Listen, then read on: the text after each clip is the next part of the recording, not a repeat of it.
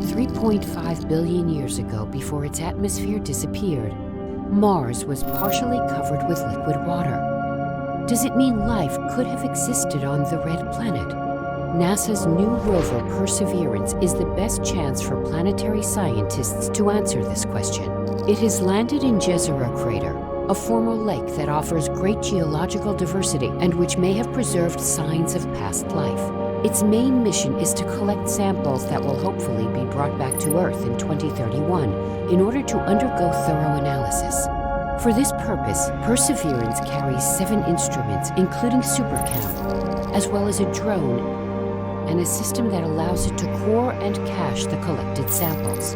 Co-developed in France, the United States, and Spain, supercam consists of 3 modules. The mast unit, the eye of Perseverance, for remote observation and infrared spectral analysis. The body unit, to perform spectral analyses of the UV and visible light collected by the mast unit and communicate with the rover. The calibration targets at the back of the rover serve as a reference to validate the measurements taken.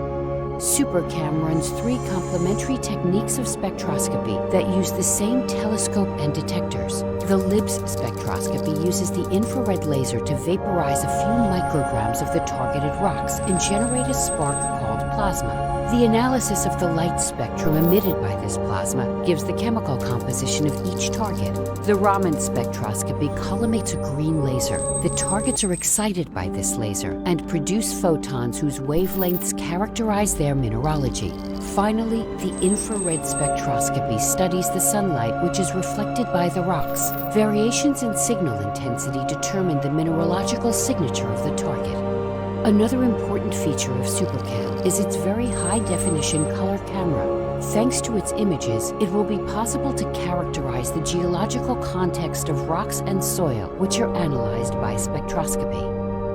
Finally, the scientific microphone on board supercam will capture the sounds produced by the impact of the laser in LIBS mode, so as to analyze the hardness and mechanical properties of rocks. It will also study the sound of the wind and give indications on the planet's meteorology. Supercam thus combines 5 measurement techniques into a single instrument, a true technological feat that makes it possible to characterize the geological and chemical environment of the samples that will be returned to Earth, and perhaps to answer in situ this fascinating